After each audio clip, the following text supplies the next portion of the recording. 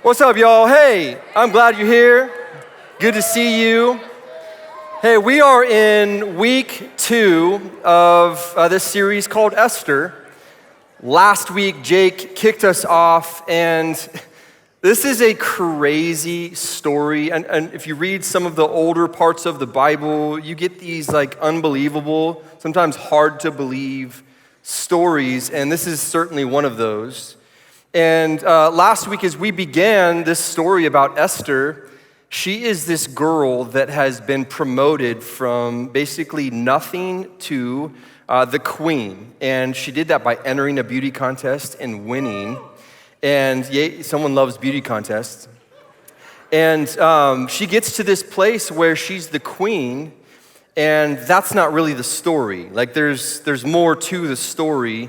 And tonight, I want to share with you one of the most important moments in Esther's life, and I truly believe this. I think that there's going to be something about her moment and potentially your moments. So let's check out chapters 3 and 4 as Taylor kind of gets us caught up to speed. There was this guy named Haman, and the king had just promoted him to be over all the officials in that city. You see, he was the king's main man, and he was very important. And because of this, everyone bowed down to Haman. Everyone except Mordecai. Mordecai refused to bow down to Haman because he was a Jew, and the Jews believed that you shouldn't bow down to anyone except for God. Haman was very angry about this and was filled with rage at the fact that Mordecai wouldn't bow down. And because of this, he took out his anger in a very irrational way and decided to kill not only Mordecai, but every single Jew in that city. One day, Haman went to the king, who was probably still a little tipsy, and tricked him into issuing a decree that on March 7th, all the Jews would be killed. The decree went into all the land, and Mordecai began to mourn and weep because he was so worried about his people. All the Jews in the city were concerned. They didn't know what was going to happen to them, and they were worried because they didn't know what to do. Esther had heard about her uncle Mordecai, and she sent a servant to go talk to him and figure out what was going on. When the servant went to Mordecai, Mordecai told her everything. How he would not bow down to Haman, how Haman hated him, and because of this, there's now a decree that all Jewish people, including Esther, would be killed. Esther was concerned because Mordecai asked her and pleaded with her to go to the king and ask him to free her people and to give them mercy. Now, what ended up happening was Esther was really nervous. You see, she was scared because she knew that if she went to the king uninvited and he did not welcome her in and he did not lift his golden scepter, she would be put to death. But see, if she went to the king and she was welcomed in and he did lift his golden scepter, then she had the opportunity to not just save her uncle, but to save every Jew in that city. She was left with a choice. Was she going to be brave and go to the king and save her people? Or was she going to stay silent and watch her people be killed?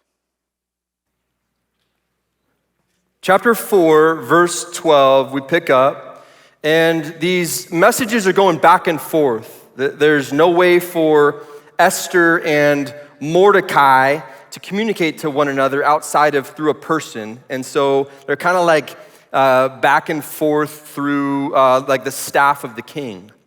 And so this message is coming from Mordecai back to Esther, and Mordecai knows Esther doesn't want to speak up. Esther doesn't want to do anything with this. So verse 12 says, when Esther's words were reported to Mordecai, he sent back this answer.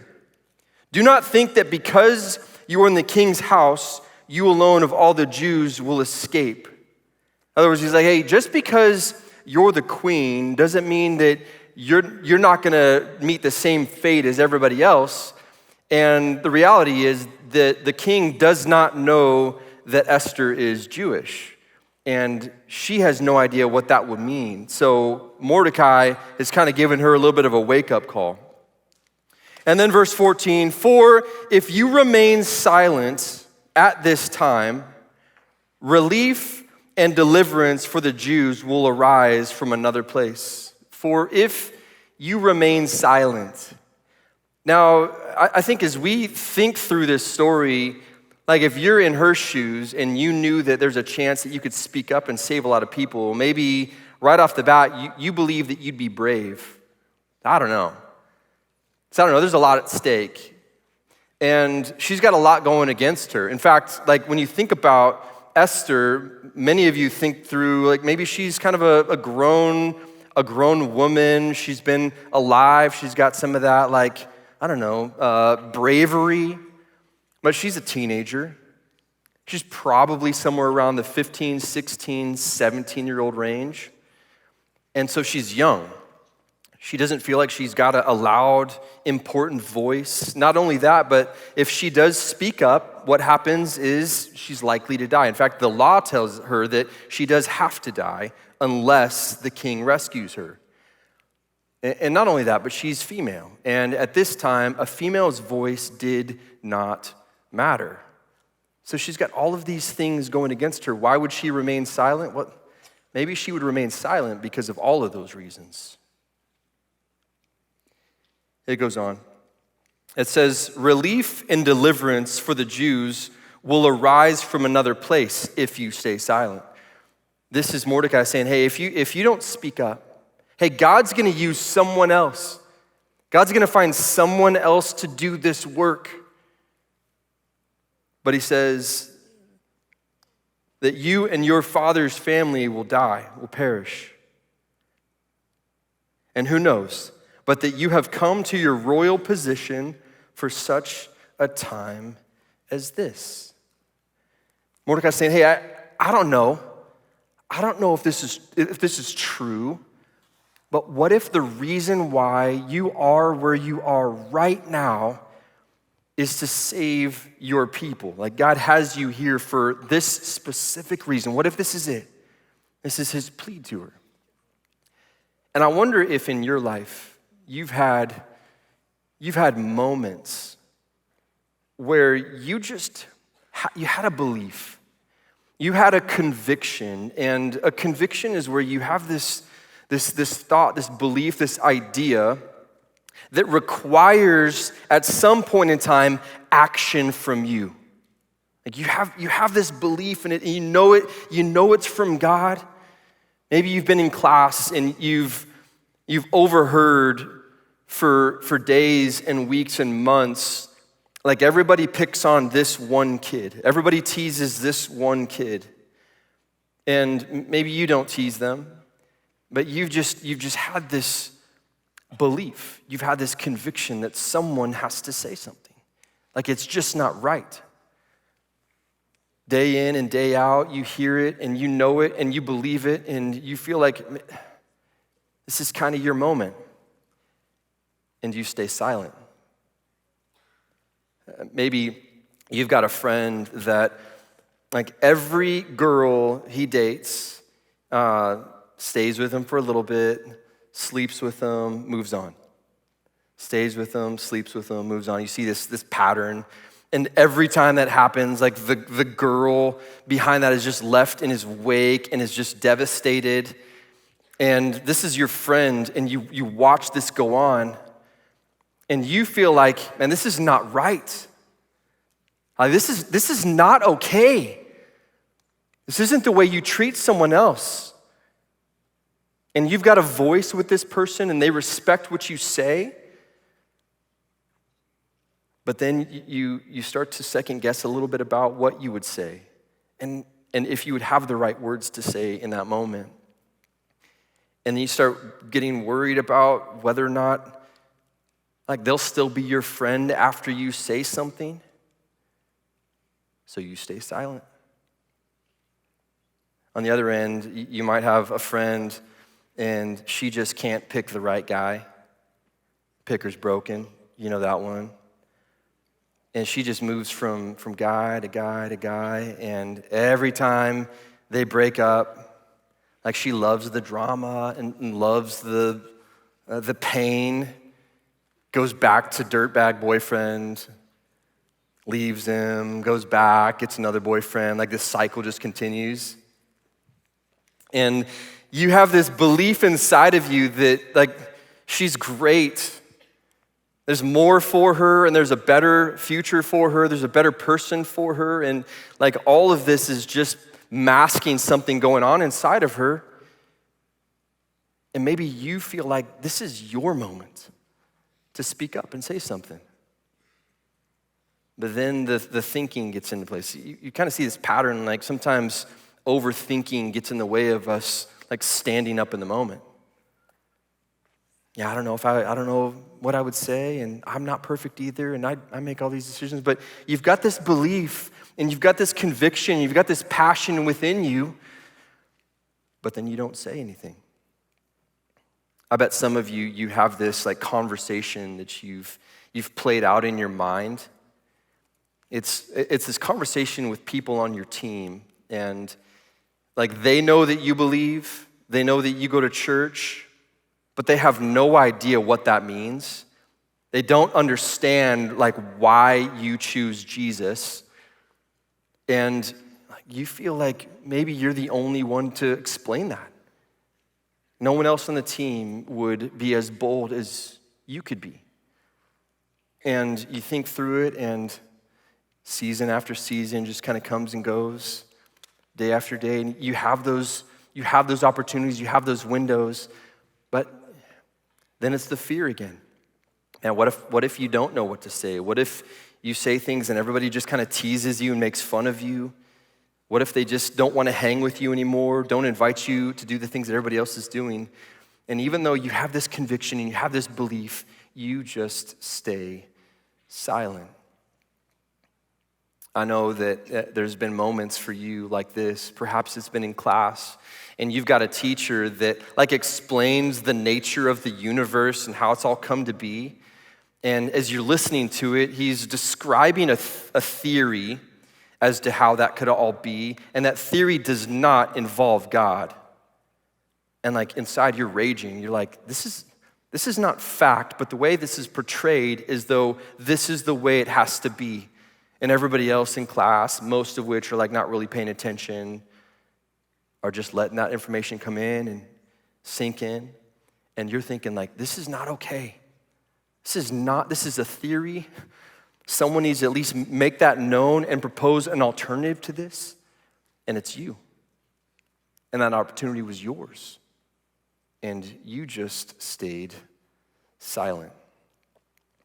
And I wish I had like 1,000 stories of moments where I spoke up, I was bold, and I did something. But all too often, I find myself in the same situation with my friends and with my family, not speaking up as often as I could. Even when I know, not just whimsically, not just like all the time, but even when I know that God has me there in that moment for a reason, and I don't do anything with it. And I'm guessing you're there.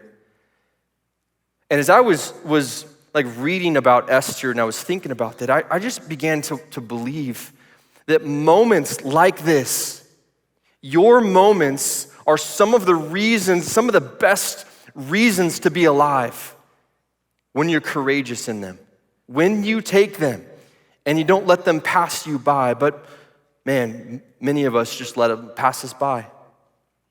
So what should we do when we find ourselves in the moment and scared, in the moment and perhaps hiding? I think this is fascinating. Esther's name likely means to hide. And here we see her beginning to hide, uncertain. I wonder if there's not a little bit of Esther in all of us, moments where we just hide because it's scary. But let's move on in the story. Then Esther, she sends this reply to Mordecai. She says, "Go gather together all the Jews who are in Susa and fast for me. Do not eat or drink for 3 days, a night or day. Don't drink for 3 days, night or day. And I and my attendants will fast as you do. So what are we to do when we find ourselves? And maybe for some of you, like this is current. And this is real for you right now. What do you do when you find yourself kind of caught in that moment, stuck in that moment? Look back at the text. There are 3 really cool things to kind of latch on to. Number 1, when we find ourselves looking for confidence in order to take action, it's pay attention to the nudge. Pay attention to the nudge. Hey, this is Mordecai. Mordecai for Esther is the nudge. He's like, listen, now's the time. You've got to do this. He's giving all the pep talks. He's going back and forth. This is the gentle, maybe a little annoying nudge. And perhaps you've had this too.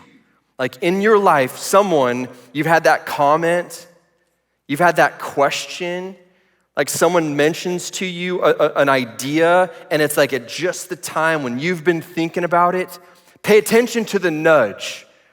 Like in many ways, that's God moving and getting you ready for something and for an important moment. Pay attention to the nudge. I was in Mexico, and I was 17 years old, and I was in a van on a missions trip, and we were just having small talk with my friends, and a guy asked me a question that changed my life forever.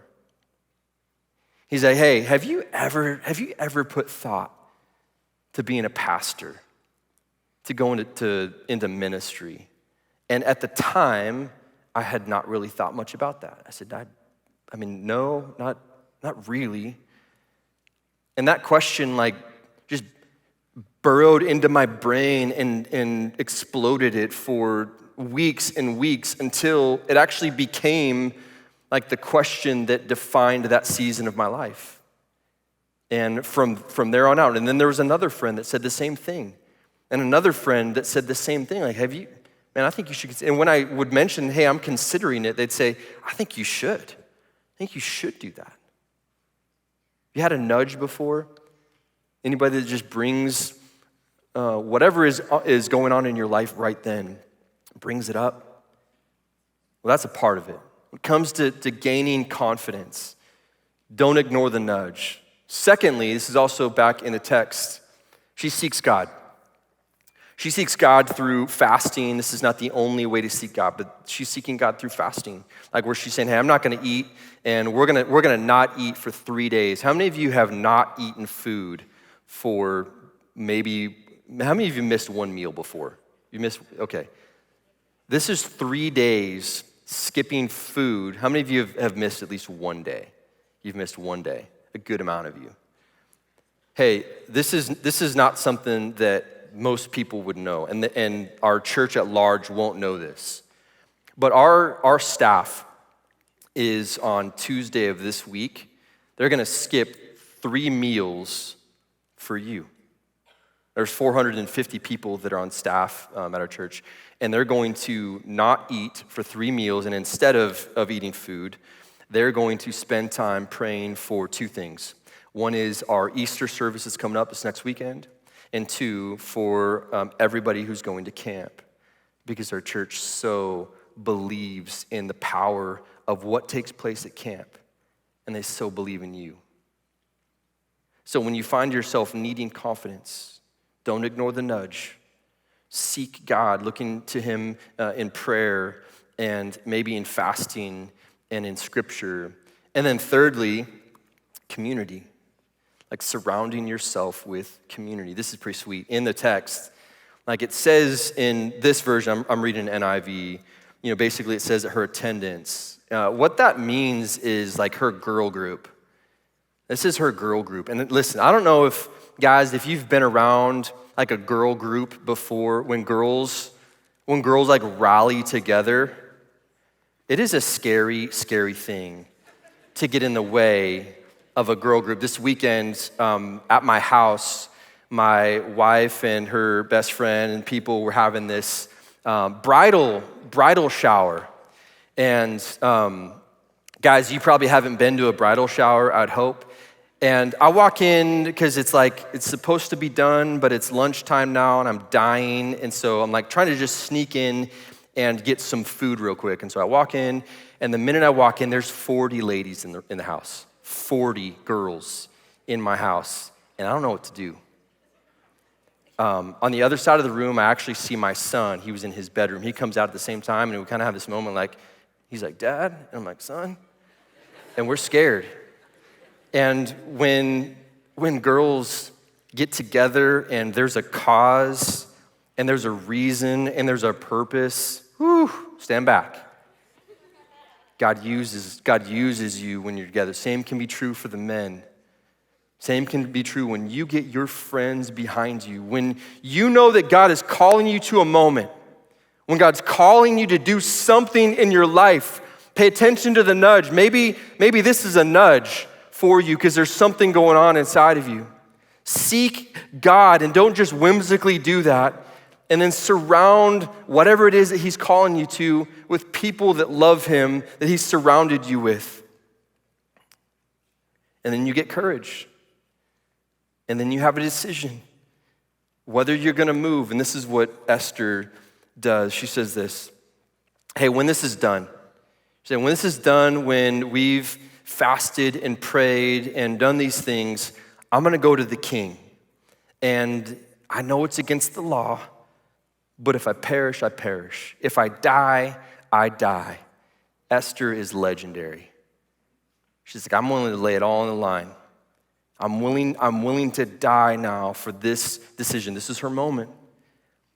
This is her opportunity. If I die, I die. What if for us, all the things that we're thinking about that hold us back from doing something with our life, making a moment, if I get rejected, if I get canceled, if I get made fun of, if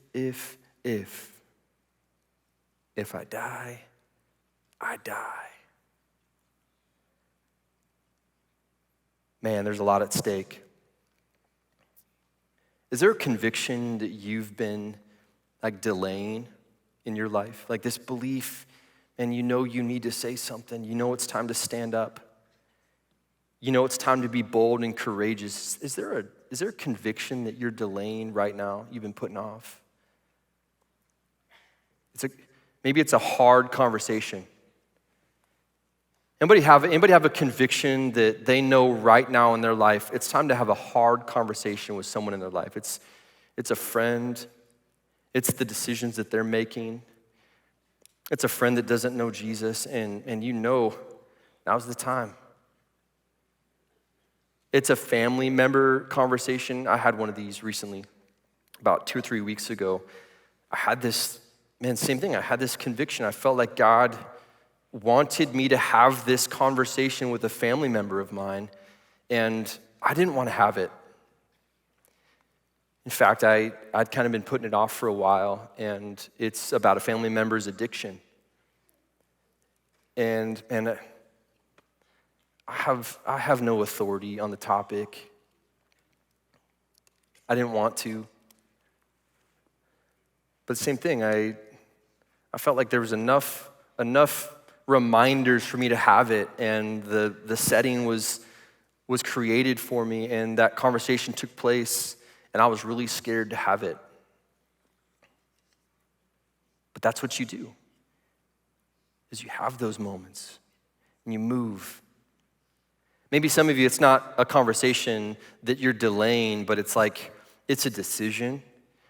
Like you've got this conviction about a decision that is on your heart right now. For some of you, maybe it has to do with camp. We talk a lot about camp around here. Maybe for you, it's that you know camp's already been paid for you. Your parents have covered it, but you've got money, and you've got friends that aren't going, and you've just been procrastinating getting them to camp.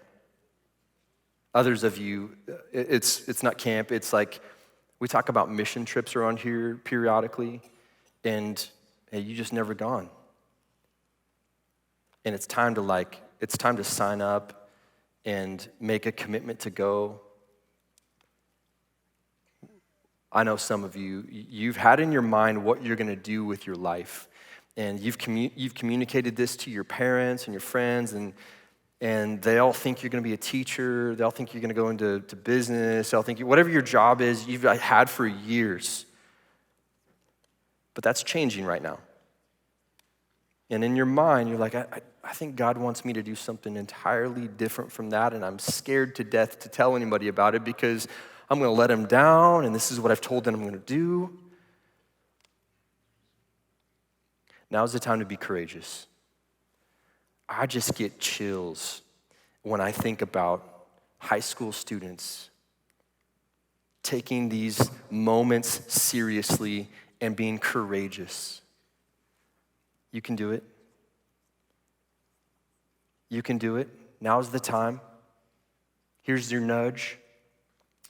Surround whatever it is in prayer. Get your people, get your friends behind that. Make a move. It's too much at stake to just sit by and be silent and hide. Well, I'm going to pray for you, and man, if you bow your heads, this is. I'm going to give you just a moment, and before I pray, I'm just going to give you a moment to identify if now is that moment. Like, is now that time? Is now that time that God's calling you to something else? Calling you to make a courageous change, calling you to stand up, calling you to say something. And I love, like on a lot of our campuses, there's sort of an arm on each other in a lot of our groups. And some groups, like girls hold their hands, and that's cool too. Let that be a picture. Let that be a picture of, man, the way that God has ordained these opportunities for you. You've got your group with you. You've got people around you. Be courageous in the moment. Let me pray for you. Father, thank you for our night, and thank you for Esther's story. Thank you that, man, she decided to be bold and to risk it all. I pray that we would do the same thing. That this week, maybe even tonight, we would do something with our faith. We'd do something with a burden you've put on our hearts. And help us to respond to you. Help us to be your spokespeople for this world. We love you, and we serve you, and it's in your name that we're courageous. We all said, amen.